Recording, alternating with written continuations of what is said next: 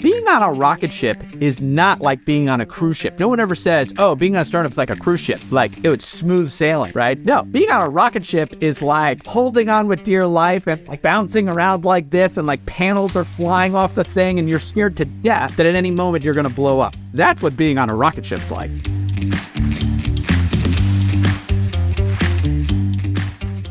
Welcome to From the Ground Up, the podcast where we delve into the inspiring stories of entrepreneurs and their journeys to build successful startups. I'm your host, Jake Aaron Villarreal, and in each episode, I'll sit down with the founders to learn more about their experiences, the challenges they faced, the lessons they've learned, and the insights they gained while turning their dreams into reality. Today, we'll be exploring the remarkable story of Louis Beryl, the founder and CEO of Rocketplace, a three-time entrepreneur who's taken a company public, sold another for $200 million, and has worked for the renowned organizations Y-Combinator and Andreessen Horowitz. With the audience today, tell us a little bit about where you're from. Sure. Yep. I grew up in Florida, and was a entrepreneur from a very young age. I like to tell the story of my first business was selling golf balls. And so I grew up on a golf course of Florida. There's just golf courses everywhere. And as, I don't know, I was probably about 9, 10 years old, and you would just find golf balls everywhere. And so I would kind of pick them up. But, before I knew it, I had a whole box just full of them. And you would go to kind of the local grocery store or the local pharmacy in Florida, and they would sell these things for like 3 for $1. And so my entrepreneurial mind was like, well, I have all these free golf balls. I'll sell them 5 for $1, right? Like I'll totally undercut the market. My cost of labor was low. My cost of supply was low. So I would sit out on the golf course and sell them. Before I knew it, I was had quite a thriving golf ball business. And so I started to hire all my friends, essentially all the other local kids, to sit at different places on the golf courses to sell the golfers golf balls. And what we would end up doing was that it was kind of like a pyramid scheme, but we would end up then, we would go and we would pool all the money together, and we would go straight to the baseball card shop with our profits right then and buy baseball cards and then divvy them up. So that was my first business. Wow. Yeah, so that's. How did you know how to hire your friends? I mean, as a young kid, starting a business or a concept of taking something and making money from it, that's like one thought. But to actually then go out and hire your friends, how did you pay them, or what was that process like? Yeah, it's funny. I think there's like two schools of thought in this, in working with people or not, right? Sometimes, there's certainly a school of thought of folks that it's like, oh, you might not want to ruin the relationship, or you might not want to invest with people, I have definitely taken the opposite approach my whole life. I really like to work with people I know well. And whether those are friends, whether those are family, I think what ends up happening is there's a tremendous amount of trust that you can build in those relationships. And I think that's really key to when you're building a company or any type of, work experience. And I think the other thing is when you really get to know somebody, there's some really interesting things that can happen. And like one of those is you really start to understand someone's strengths, and you start to understand what their weaknesses are. And really, as a leader, what I'm really looking for is I really want people to lean into their strengths, and I don't want them anywhere near their weaknesses, right? Like if there's areas of things that they don't like, I actually want to be able to recognize that and find someone else to do those things, right? I don't want people doing work that isn't fulfilling to them or that they don't feel good at. The other thing that happens is actually the level of honesty can be really, really high.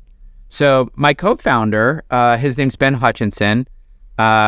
We met about 10 years before we started Earnest. That was my second business. He co-founded Earnest with me. When I decided to start Earnest, what I did was I called up all the smartest people I knew in finance and people that I had good relationships with, friends of mine. And Ben, Ben, after I talked to him, was like, he was living in London at the time. And he's like, I talked it over with my wife, by the way, who I introduced him to and went to college with. And Nice. he's like, we've talked it over and we're moving to California, like, to start this company with you. And his wife was 8 months pregnant or something at the time. And now we founded Rocketplace together. So it's been, we have now worked together for, I want to say over a decade, and we've known each other for about 20 years. And it's not just about working together for a long time that builds that trust, but it's also, we can disagree with each other, right? When something's going on that he's like, no, I don't think that's the right thing, he can just tell me. And we can have that very open and honest and fast dialogue to try to keep us on track. And I just think it's really just much more efficient and much better. So I really like working with people very, very well. Yeah. Yeah, it's great. And when it comes to founders or co-founders that are collaborating with others, it's a challenge to have that honest conversation where you don't sever that relationship. Sometimes you have to make really big decisions and you disagree, but if you can disagree and still come out of it on the other side with a still working relationship, those are truly the greatest partners to have. Those are the ones you can work things out with and not have hard feelings in the process, which is great to hear. Now, you said you introduced his wife to him in school. You attended Princeton undergrad, and then you went to Harvard Business School, which I'm sure was an amazing experience. Where did you meet her? And we'll talk a little bit about Harvard. Oh yeah. So his wife was in the same dorm room as me freshman year at Princeton, and so I actually met his wife before I met my wife. So we're and then many years later, when I became friends with Ben in New York, his wife was actually living with my then girlfriend, who is now my wife. They moved in together for a short period of time. And my wife and I kind of said to each other, who we should intro to each other? That's how that started. And we're very, very close. And, we've now started 2 businesses together. So not just friends, but also you're a matchmaker, that's awesome. Very important skill to have in this world. Tell me about Harvard. Growing up, was that a place you wanted to be at some point? How'd that come about? And then more importantly, for a lot of people that didn't go there, how'd that help prepare you to be a startup founder? Yeah. So I went to Harvard Business School and Harvard Kennedy School. I got a joint degree at the 2 schools. And I'll tell you a little bit about how both those schools prepared me. In terms of, did I always want to go there? Funny enough, I went to Princeton undergrad. I think that, as a young person, I went to public school as a young person. My mother didn't have a 4-year college degree, but she was an entrepreneur. And I think that I just was very motivated to work hard and to get into the best possible school I could. And, some of this is a little bit like luck about where you end up. And I'm really thankful that I went to Princeton undergrad. I studied as an engineer. It was a really amazing experience. As I graduated, my first step in my career, I worked at Morgan Stanley as a electricity and natural gas options trader in New York City. And it was really there that I started to learn more about grad school. And I had a lot of colleagues who had went to Harvard Business School, and especially in the kind of senior management ranks. And so that was more when I started to learn about what that school was like. And I visited the school. And one of the amazing things about Harvard Business School is I think it really prepares you to make decisions under uncertainty as a leader. The whole style of the school is, it's kind of like work. You read a case, has a lot of detail about the situation and data about the situation, and then you have a class, which is kind of like work, where you have to discuss the situation and make decisions. And that's basically what you do every day at work, right? And you discuss situations, you use some data and some context, and by the way, you never really know the right answer, right? You have to make a decision there's no right answers really. And you have to work with in that discussion environment, just like work. You have to talk to other people who might have a different opinion and listen to their opinions and try to come up with the best path forward. So I really loved that about Harvard Business School. It was an incredible education experience. That said, I also got a degree at Harvard Kennedy School, and I actually will credit Harvard Kennedy School for really helping me understand deep down what it meant to be an entrepreneur, which you might not think about. You might be like, oh, Kennedy School is like a policy school. It teaches politicians. But it's funny because when you meet someone at Harvard Kennedy School and you're like, hey, what are you doing this summer for your job? Or what are you doing after you graduate? They're like, I'm moving to the Middle East and I'm going to work on women's voter registration. And you're like, oh my gosh, that's cool. Have you ever been there? No, like, no, I've never been there. I'm like, oh, okay. Do you speak the language? It's like, no, I don't speak the language. Are you getting, paid a lot of money? And they're like, no, I'm basically getting paid nothing. Right. And so you meet these people that are passionate about a problem, who want to solve it. And despite any lack of resources, they're motivated to go and try to solve that problem. And that is what being an entrepreneur is, right? Like you have no money and no experience and you're totally scared and you're worried about your own safety and everything else. And yet you go forth and try to solve this problem and try to corral resources and get people to work with you and do those things. And actually that's real entrepreneurship. And I learned. Yeah, keep going. No, that's okay. I was just going to chime in there.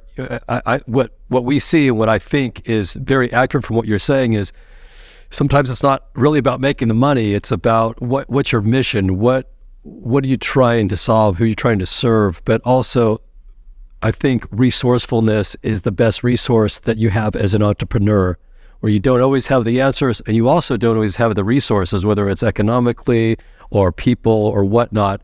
But it's in those moments that you figure things out, you solve problems, which it's great to hear that part of it. And to get the 2 degrees there sounds to me amazing. And also, I'm sure there was a network that you were able to develop there too, which I'm assuming has had an impact.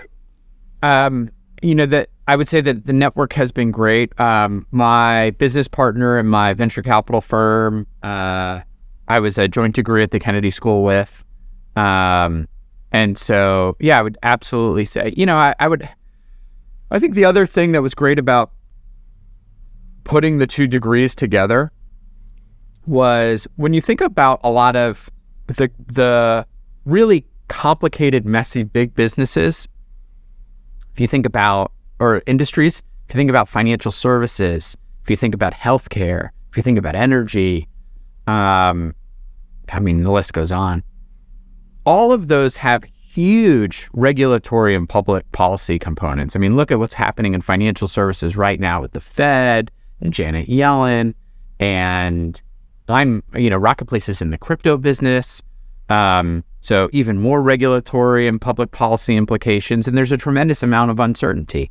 And so that's not just a business problem. It's not just like, oh, what's your cost of acquisition and marketing strategy and go to market and hiring people and making money, duh. It's also like, well, what's the SEC going to do, right? And how are these things going to be regulated in the future? And really understanding both sides of those things and how that's going to impact that business environment going forward. And so that's one of the things. I mean, I don't want to say I'm an expert at it, but it was one of the things I started to recognize. I actually started to recognize this at Morgan Stanley when I was in the energy business.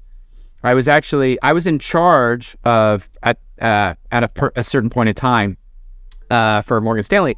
I was in charge of the Western electricity grid. And for people that aren't experts in the Western electricity grid, actually there's a huge component of hydroelectric power in the northwestern part of the United States and Canada.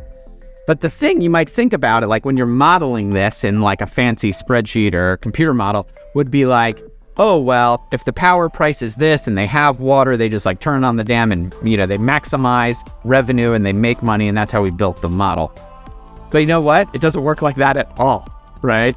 Actually, you have real people there. It's run by the Army Corps of Engineers, and they have like 10 other things they're thinking about before they even turn on the hydroelectric dam, like flooding and irrigation and salmon runs and recreation.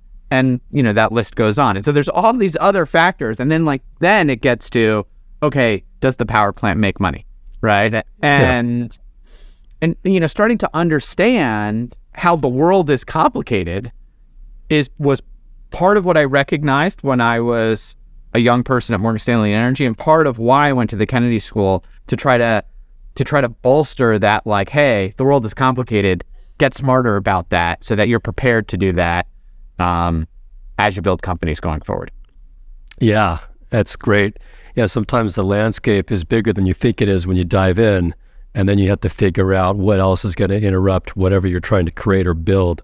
Now, you've worked at Morgan Stanley, government agency, startups, and Andreessen Horowitz is a company that you started working before you launched Earnest.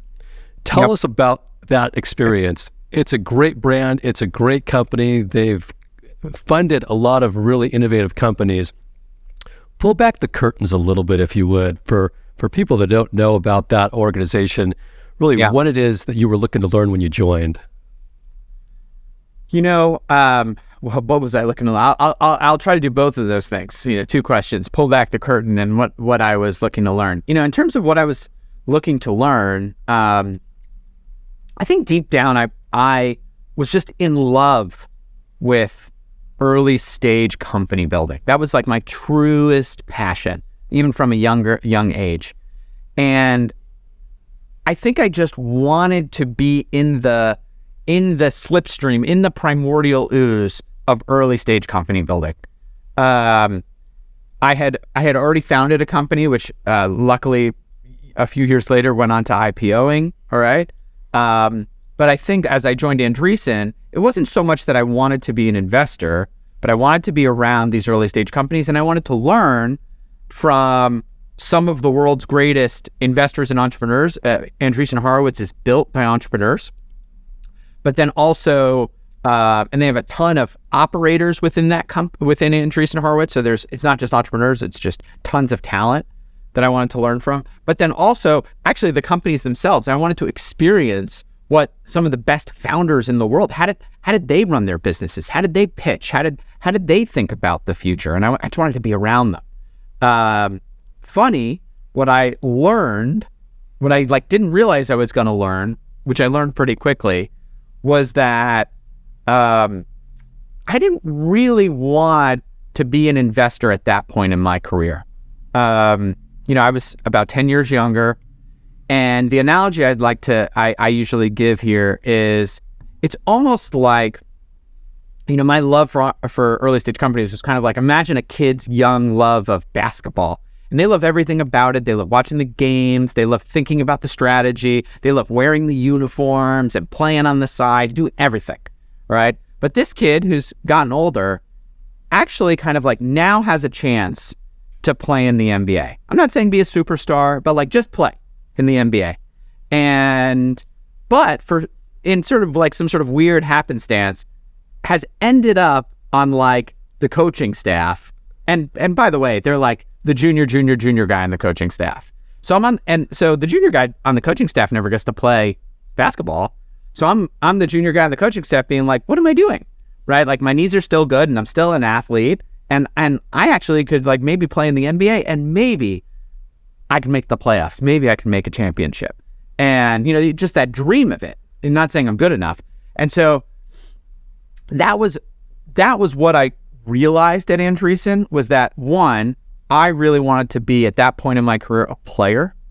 And two, the other thing I realized as I was meeting all these entrepreneurs, working with them, was that I can play. Like, it actually helped me get over my imposter syndrome that all entrepreneurs have, which is, I'm not good enough.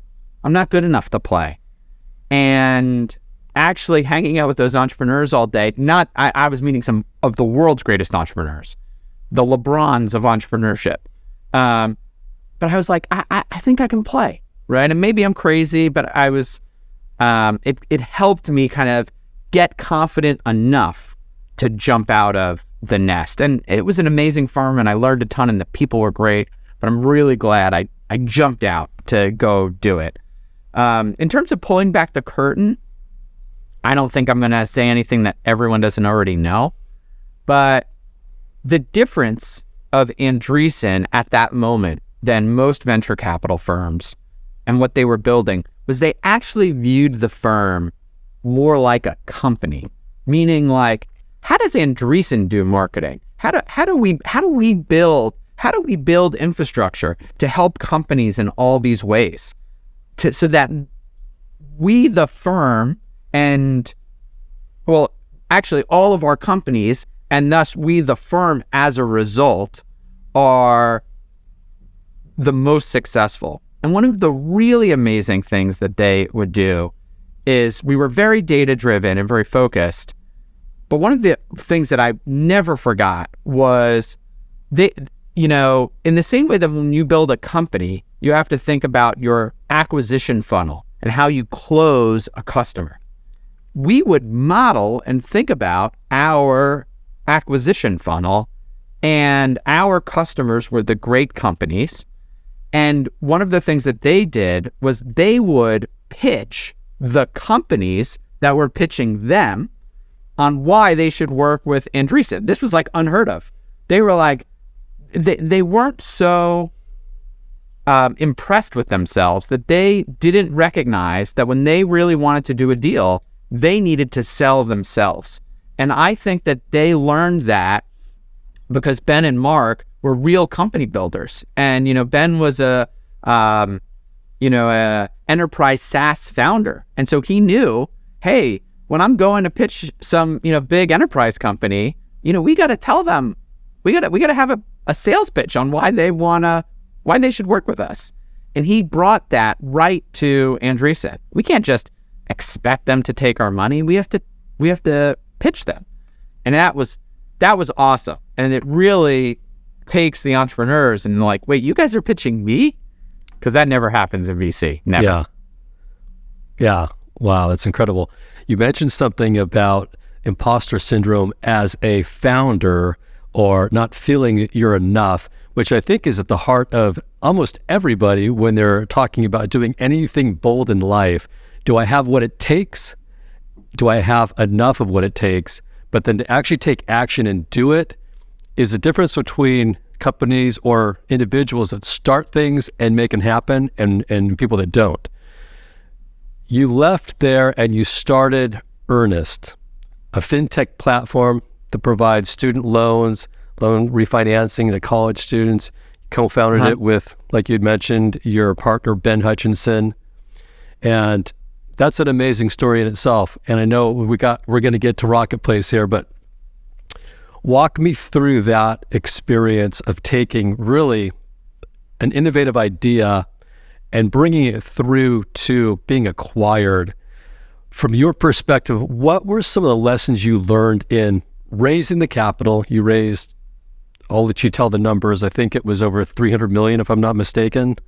I think it was more like 100 million, but I can get in. The numbers are complicated because of we would raise a mix of equity and debt. Okay.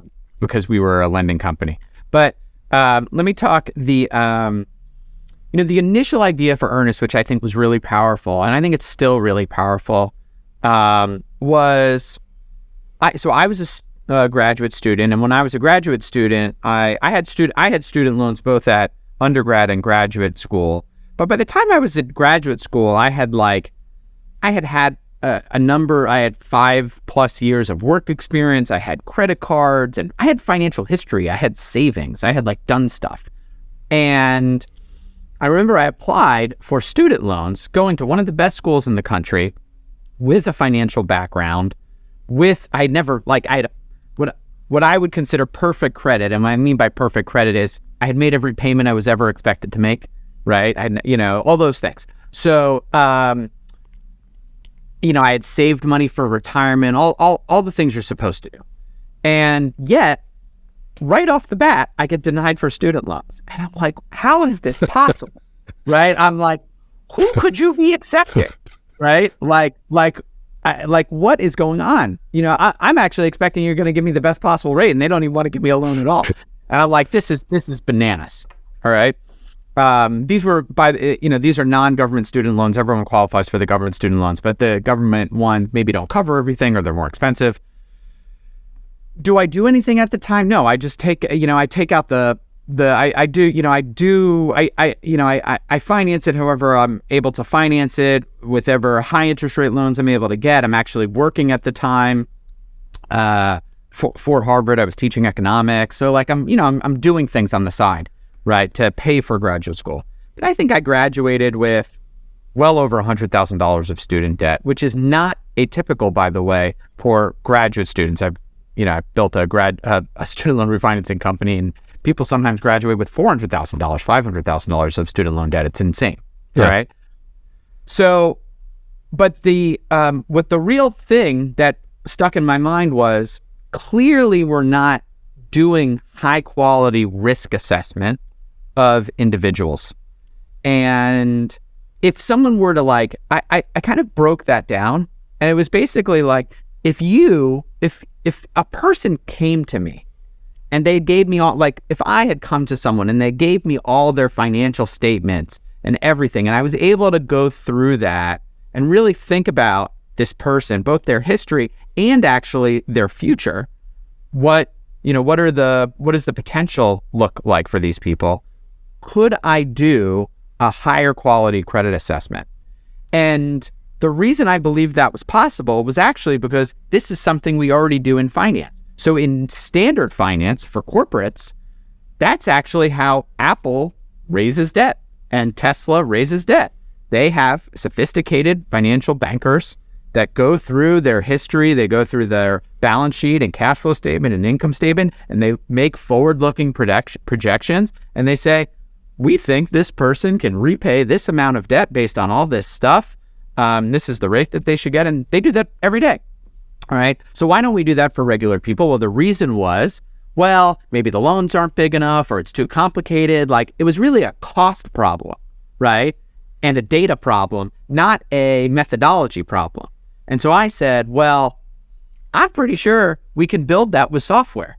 And the big thing that was changing in the world was, instead of needing to take all that stuff in paper form, we now, all your bank accounts and retirement history and everything else is all online. We can just suck that data in, electronically. And so that was kind of the key insight that we had at Earnest. No one had ever done it before. And guess what? It worked. And it was amazing. We grew like a rocket ship. So we went from basically doing no lending to all of a sudden we were getting $1 billion of applications every single month. I mean, it was bananas. And people always talk about a startup being a rocket ship, but one of the things I think that maybe they don't get in that analogy is that being on a rocket ship is not like being on a cruise ship. No one ever says, oh, being on a startup is like a cruise ship. It's smooth sailing, right? No, being on a rocket ship is like holding on with dear life and bouncing around like this, and panels are flying off the thing, and you're scared to death that at any moment you're going to blow up. That's what being on a rocket ship's like. And you're just hoping, you're just trying to hold it together, right? And everything was broken all the time because, you had thousands of people emailing you, and it's like, oh my God, what's going on? So you're always playing catch up. We grew from 0 to 250 plus people. We had offices in San Francisco, Austin, Salt Lake City, and we built an amazing company, an amazing culture. But at a certain point, the company got to the size where we had at this point raised over $1 billion of debt, and that kind of to fund the loans. But in order for Earnest to really grow into the size of company it could be, we really needed to bring on a financial partner that had a pretty enormous balance sheet. So we partnered with Navient. They had $2 billion of cash on their balance sheet, and Earnest within 12 months had grown 8x and became the national market leader in student loan refinancing. That's wild. I had no idea it got that big, and still doing very well today. Still operating under the Earnest brand, and the market leader. Really, really excellent company. Hundreds of people. One of the very first hires that we ever made at Earnest, certainly in the first 20 people, I believe, started out as a credit analyst and worked his way up to a whole variety of roles. Is now the current CEO, and I'm super love that team and his name's David Green. He's amazing and was not just super talented, just an amazingly good person that people liked being around and wanted to work for. And from everything I hear, he's doing amazing. I'm really, really proud of him and the team. Yeah, I mean, it's just goes to show you that it truly is the people in the end that really make the difference in companies, whether you're early stage or already successful. To take it to another level, it's incredibly important to really understand the DNA of that person and to give them an opportunity to put them into a role where they can really thrive, grow, and make it happen. Really excited to hear that. I think the other thing you have to do when you have great people is you have to keep promoting them. One thing that I've had to learn is, sometimes you're in a company, it's growing fast, and you have two options. You have someone who's great and been moving up, but they've never done the job before, and so you're like, do I promote this person? Maybe you're reluctant to do that, or do I hire someone with experience, gray hair, someone who has done the job before? And I don't really have a rule of thumb here, but I would say that I think it's really, really healthy for a company to a good percentage of those promotions, those leaders, to be internal. Keep pushing people, great people. They will surprise you, and it's really healthy for the company to see that upward momentum, and it helps keep the culture, the good, positive things of the culture within the culture versus bringing someone outside. And the reason I say I've learned that is because I think I have made that mistake too many times by bringing in outsiders. Hiring globally can open the door to vast talent pools, but knowing where to look can take time. Paperwork can be complex, and it's costly if you get it wrong. We help founders hire remotely across 5 continents and in 50 different countries, and we do it in 3 steps. First, we listen to your company's story, the core skills required for the role, and why it would be great to work there.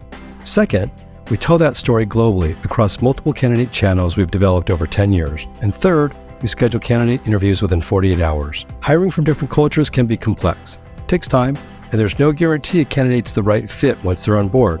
That's why we take additional steps to give you peace of mind it's the right fit once you make the hire, and give you 6 months to make sure you've gotten it right. There's a whole world out there. Why not hire anywhere? It can save you time and potentially save you labor costs as you scale. For a limited time, we're offering a $5,000 credit towards your first hire, and if it's not a fit over the course of 6 months, we'll replace them absolutely free or give you your money back. Go to matchrelevant.com and claim your offer with promo code MATCH2023. An analogy to NFL football or any really professional teams, there's two ways of going about it. It's bringing in people, draft and develop.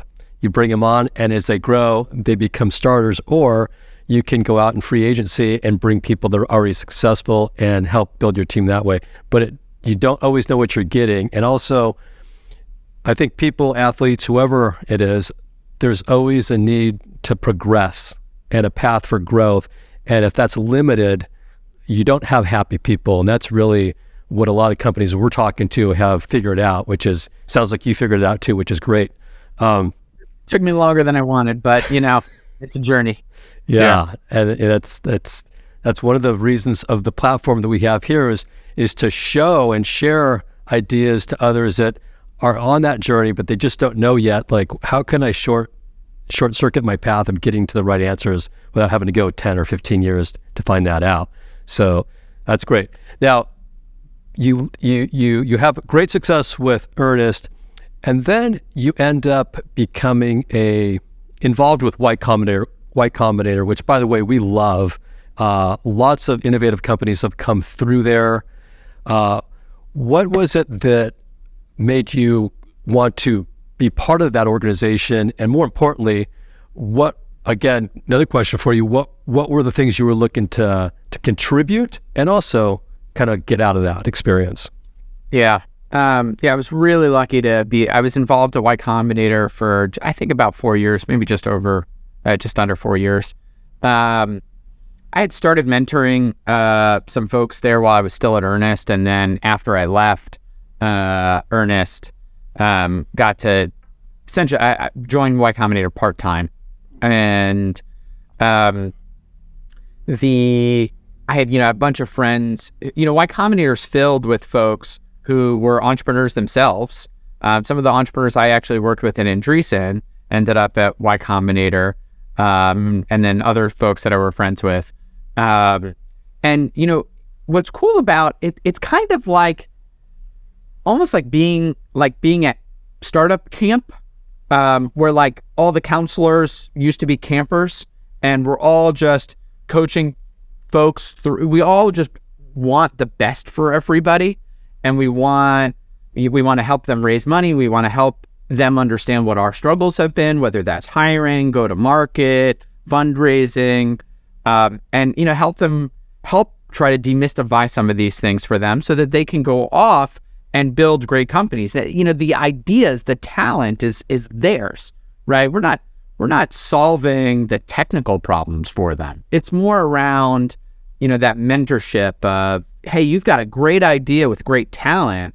Let me help you with some of those other things, how to communicate it to investors, how to communicate to employees, how to communicate to do sales, how to prioritize between different things, right? And let me tell you about the mistakes we've made. And ultimately, why did I want to do it? This just goes back to what I said before, which is I just love everything about early stage company building. I just wanted to be around amazing startups. I just love being part of that community. I love telling people, helping people with my story. But then also I love hearing all their amazing things that they're working on, because meet people that are so impressive. And I can't tell you, I've invested in 300 something companies, but easily, a huge number of them have built way bigger companies than I'll ever build. Or at least have built so far. It's just amazing to see them thrive. We're going to get into Rocketplace now, but before we do that, what's one or two of the companies that we would know that you helped invest in that came out of Y Combinator that's just doing very, very well now? Oh, probably the Ginkgo Bioworks is the probably the one I'm closest with. I have known Jason for an incredibly long time, and I've known all the founders back from when they were in a lab at MIT. No money raised, no nothing, way before they ever applied to Y Combinator. And again, Jason is an amazing founder and has built an enormous multi-billion-dollar company. And him and his co-founders, Barry, Reshma, Austin, Professor Tom Knight, it's, all the technical credit there is 99.99. It's 100%, not even 99, 100% all theirs, right?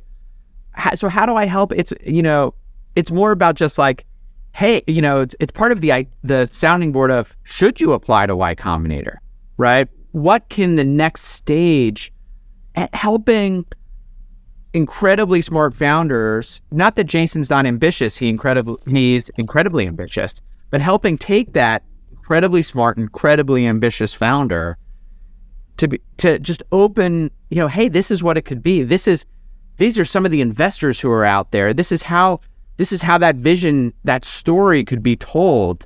And this is how we can think about the beginnings of this business model and move from a technical lab concept to, a portfolio of incredibly valuable options.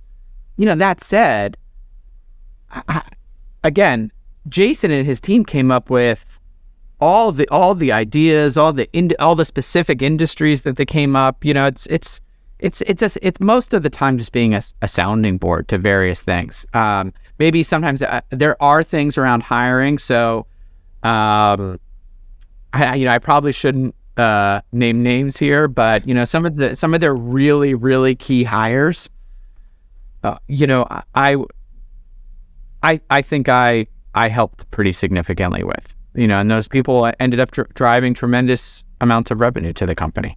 Yeah. That's great. Again, I think the network goes back and forth. You help others, they help you. And for those that don't know, what exactly do they do in the market today?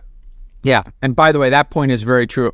Jason actually is on the board at Rocketplace, and I ask him for his advice constantly. So it's 100% a two-way street. And I'm sure that he's given me more advice personally than I've ever given him. Yep. What Ginkgo Bioworks does is they're a biotech firm that essentially works with other large companies. So imagine a company, this would just be an example. They have several business lines, but imagine a company that develops different flavors of things to put in food products in the market. And let's take a very simple example, take vanilla, right? So they use vanilla in their products. What Ginkgo Bioworks would do is come in and work with that company, and essentially, like, maybe how they're producing that vanilla can help them either produce maybe a different flavor of vanilla, a slightly different flavor profile, or maybe they would help them produce it more robustly or more cheaply, like, whatever the objectives are of that company. I'm just making something up, right?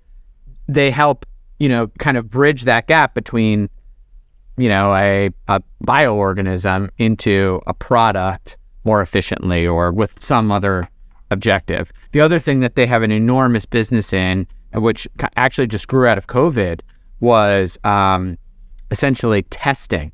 And so Ginkgo Bioworks is really cool because what they have built is essentially a computer platform. And so this is something I learned at Andreessen Horowitz, this whole idea, which is totally Mark Andreessen's thesis around software is going to eat the world. Jason really brought that concept, Jason and his team, in credit to Professor Tom Knight at MIT, who was a computer science professor, basically said, well, what if we programmed organisms? But Jason and his company, instead of just like programming the organisms themselves, which they do, they've built a platform, they call it a foundry, where other biotech companies can come in and they can work with them to essentially program the organisms. And so one of the things that's really cool about Jason's company is that it's a platform for other companies to use, and they work with tons of other companies. Wow, that's Incredible story, but also sounds like a lot of innovation. And I know COVID changed a lot of things and a lot of innovation came out of that. So it sounds like it's another case of one of those companies. So then they used the programming platform because they had all this automation to then revolutionize testing and became one of the largest testers in the world for these things. So wow. I don't think that's going away anytime soon. So that's, I'm sure, very, very successful for them. It's kind of, you hope it does, but it's also, they're in the business of keeping everyone safe and healthy. So that's good. Yeah. Mission and vision is, I think, important. And when you find something that you can build that's also solving problems that impact people, it's incredible. Let's dive into Rocketplace. Rocketplace is a company that you've been building now for roughly 4+ years. It's a startup in the crypto space. Where'd the idea come from, and what problem are you trying to solve with Rocketplace today? Yeah. So Rocketplace has had a few different iterations, for sure. But what we focus on today and the problem we're trying to solve is really comes out of a belief that what's going on in crypto is a really important fundamental technology to the future of financial services. I personally don't believe it's replacing financial services. I don't think crypto is going to put all the banks out of business or make the US dollar irrelevant. I don't believe that. But I do believe that there's a bunch of underlying financial infrastructure that we are constantly improving as a society. And what has been built with crypto is going to be the next really important layer in that improvement of financial infrastructure across the world. And that's kind of just a general thesis.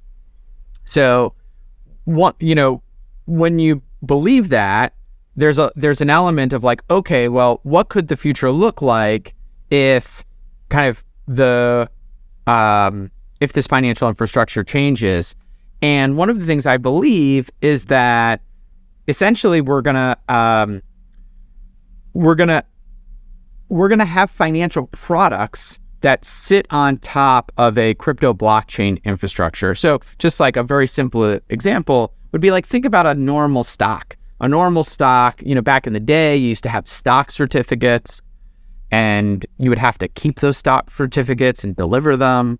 And then things progressed, the technology progressed, and now like you have brokerage firms where like Fidelity and Charles Schwab aren't sending you your stock certificates. They have all those. And actually now it's all electronic, right? But if you were to buy a stock, there's still multi-day settlement processes, and these things only trade on certain weekdays, and there's a whole back office infrastructure. And so if you think about where that can go in the future, we should be able to trade stocks with virtually instantaneous settlement. And actually all money, all wires, all ACHs, all assets should be able to have instantaneous settlement and ledgers that are super well tracked. When you start thinking about that, well, it's like, okay, well, once that starts happening, what about other financial products? What about things like ETFs and index funds and hedge funds and all sorts of various products, real estate funds that all start getting built on this infrastructure? And I actually believe one of the cool things about crypto is kind of like a commodity at the same time as it's a technology infrastructure. So I'll give you the best example of that that's happened. Oil.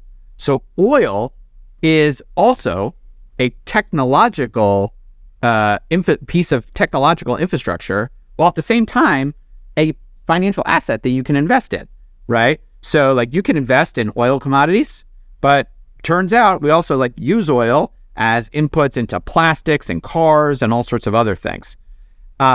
Crypto is kind of the same thing, where it's like, I believe we're going to use it into all sorts of financial products, but also like you can invest in the asset. And the cool thing about that is, it's done in a way, like crypto is much easier for normal people to invest in versus oil. Like 100 years ago, if you're like, oh my God, oil is changing everything, like what were you going to do? Like put barrels of oil behind your house? Like you couldn't really invest it, right? But in crypto, you can't. It's much more easily broken up. And so we're building a firm. The focus of Rocketplace is really to help build the financial infrastructure for this future of financial services. But at the same time, we're also building a retail product. So kind of the closest analogy of what you see today is a little bit like Fidelity. If you have a Fidelity account, you can buy and sell stocks, buy and sell bonds, buy and sell funds. But they also have built a tremendous amount of financial infrastructure for fund managers. They do distribution, they do all these other things, and they kind of bring those things together. And so we're trying to also build that financial infrastructure for investment firms and investment products, while at the same time also be able to build distribution and have a retail arm and bring those things together. So that's what Rocketplace is focused on. That's great. So it's different than a Coinbase that's very focused on the consumer in terms of where you're going with really two focuses, one being consumer and the other one being infrastructure for really B2B, it sounds,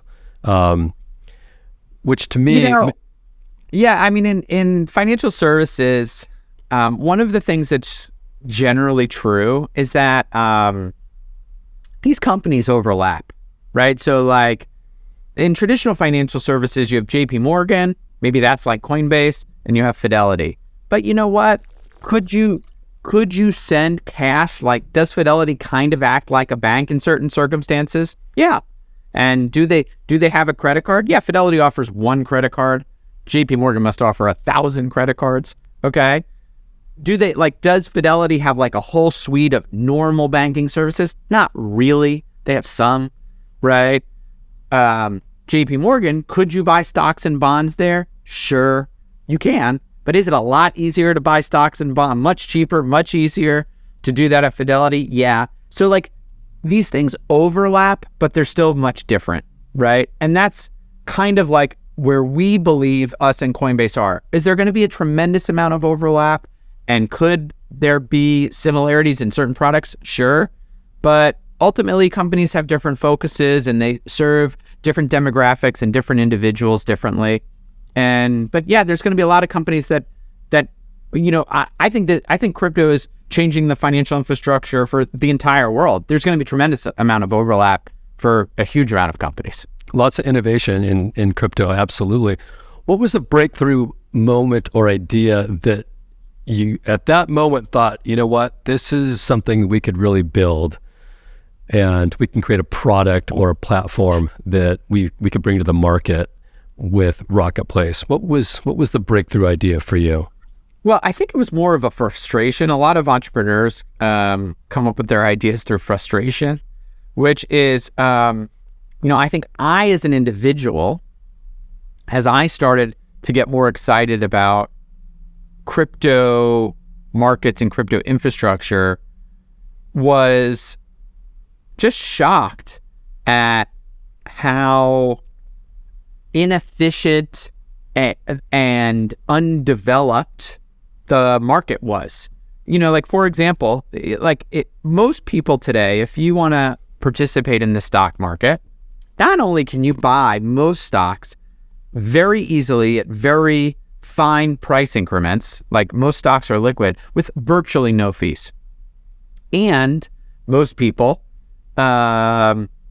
actually the way most of us invest is we buy the S&P 500 index or the all market index. It's very easy to buy these like products to be involved in the stock market. We buy them in our 401k or whatever, right? No problem.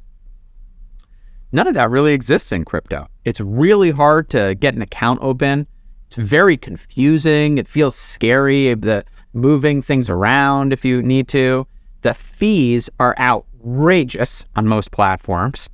We offer zero fees. But then also there's like no index funds. Like you can't even buy a like all market index of crypto. Like none of these things exist. It's just, and the other thing that's was very frustrating for me was if you try to do basic things like what's my cost basis for the trades I've had, or what's my performance been, what's the tax implications, what's the historical performance of these things, it's really, really hard to get that data. And so, I recognized as someone who kind of invests in other products, I was like, these are real. I believe this is going to be an asset class, and I would like to invest in a more sophisticated way. And I think that there's a opportunity to start building these things for investors. Yeah, that's great. I'm a huge advocate for crypto and invested in it today, and will be moving forward as well. In the up market and the down market, I just think there's a tremendous opportunity with the blockchain and everything else that's happening there. For those that don't know about Rocketplace, what's your mission, and what is it that you feel is it's like the basis for your company today? Yeah, I mean, the big thing is really to open up access to crypto to all investors, and that's actually both retail and institutional. It's not just about retail customers. We want to be able to build the products for the institutions so that they can build products for retail investors or other institutional investors. There's a whole bunch of regulatory compliance, disclosure, performance that really makes it almost impossible for institutions to even build those products today for investors. And so we want to be part of the solution of making this a sophisticated and safe asset class. I love it. Founders need to have an optimistic attitude and view in good times and in turbulent times. And we've seen a lot over the last 15 years. What's your secret in staying positive with your current company, your employees, just in life? What's your secret sauce? Oh, that's a tough question. Ben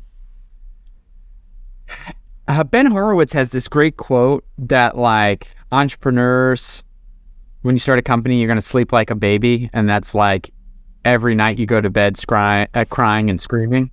And that is certainly what it was like for a long time as a young entrepreneur. Just perpetual existential fear. Probably my secret is perseverance. My father used to give me a poem when I was a very young kid. He used to coach my baseball team. And he would give it to me and all the other teammates at the end of every season when we inevitably lost at some point in the playoffs. I don't remember. Maybe once we won the championship. And basically the famous last line of the poem is, "Don't worry about failure. Worry about the chances you miss when you don't even try." And, it talks about how, hey, Babe Ruth was a good hitter, but he struck out a lot. Being an entrepreneur, you strike out a lot. For example, however many VCs have said yes to me, easily, the number must be somewhere between 10x that number. I mean, it may be more of VCs that have said no. The number of amazing people I've tried to hire, again, an enormous number of people have said no.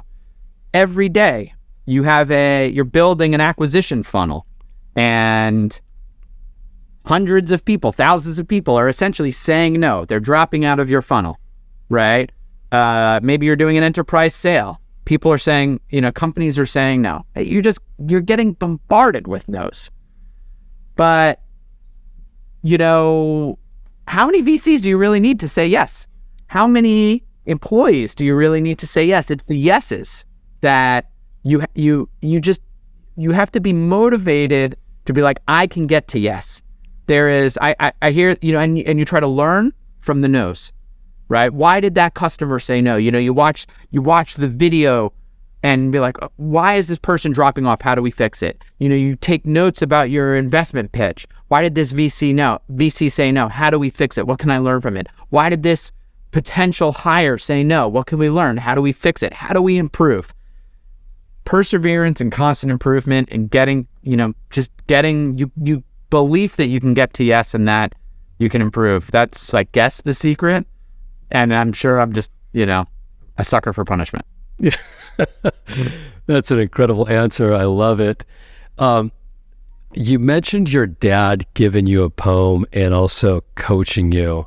What was the impact that your dad had in your life? I mean, both my parents are amazing. My mom's actually the entrepreneur. I think that, my father being my coach, I think certainly one of the things that my father taught me, ironically, this came more in sports than in anything, was really that lesson of hard work. So like, for example, I played tennis and baseball, but I think that the thing I had to learn is like, you might be naturally athletic or not. I'm not saying I was, I probably wasn't. But even what you really learn, even with the people that have natural gifts, I mean, Michael Jordan tells these stories, is Michael Jordan takes a 1,000 free throws. I don't know if you've ever seen the videos of Michael Jordan, but the number of hours that Michael Jordan, even as a superstar, spends shooting, practicing from different spots to really dial it in. It's really the work. When I was playing tennis, it was every single morning, waking up before school and practicing my serve and going to practice after school. Playing baseball, the hours and hours and hours in front of the batting machine, practicing and practicing and practicing. It's the work that you put in that ultimately is the thing that really makes the difference. And I think actually my father really taught me that through sports, was that just like, it doesn't just come naturally. You've got to fail 1,000,000 times and do it wrong and make those slight changes to figure it out. And that is what company building is. That's what building product is all day, right? Absolutely. Absolutely. Yeah. It's, I think parents have an incredible impact on you, whether you're in school or career or in life, and to take those lessons and apply them sometimes makes the difference in who succeeds and who doesn't. So sounds like you had a great set of parents. Your career journey in startups is amazing, Louis. What could you share with others aspiring to build a startup, to get into the market of being an entrepreneur and really taking the chance to seeing if they do in fact have enough? Yeah. I'd say that the biggest thing, maybe there's two things. So the first thing I would say is you should only pursue something you are truly passionate about.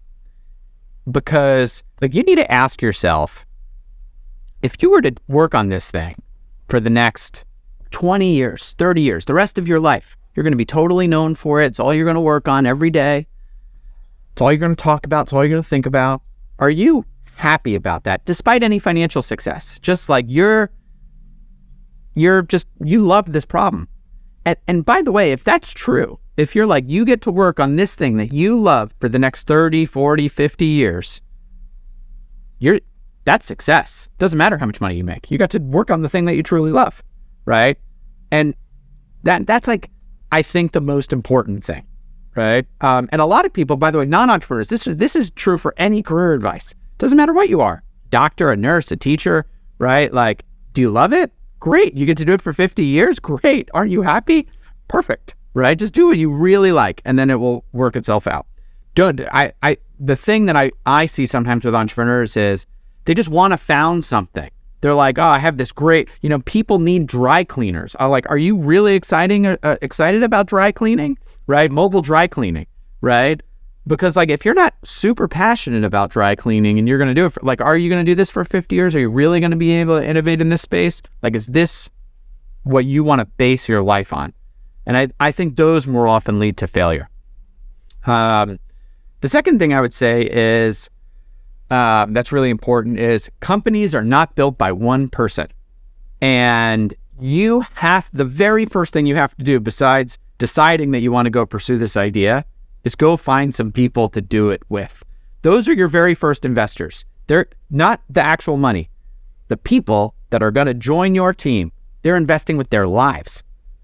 And you're hopefully going to work with those people for many, many, many years. You're going to spend all day with them. You're going to see them probably more than you see your family. And no great company has ever been built by one person. And so who are those people that you're going to start this company with? You got to go recruit them. And that's, part of being a founder is bringing resources in. And whether that's future employees, that's sales, that's customers, that's money. And so it's like that you just got to, and if you're having trouble you have to start with those other people, those first group of people. That's the first step. And so, really thinking hard about who those people are, how you recruit them, what's the story you tell, how you share equity with them and make it a good environment. What's the culture you're going to build? Those are the two most critical things of your time. Yeah. I hear what you're saying. I totally agree. Louis, I don't know what to say. This has been an incredible experience to hear your story.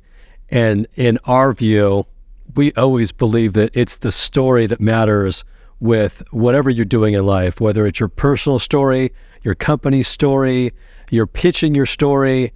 If it resonates because there's passion and there's a real mission behind it, you're going to attract the right people. You're also going to feel good about what you're doing in life. And you, my man, seem like you figured this out. I want to thank you for joining us today with me and my co-host Leo. We'll be back with another episode of From the Ground Up. Louis, enjoy. Thanks for coming. Thank you, Jake. Thank you. It's awesome. Really enjoyed it.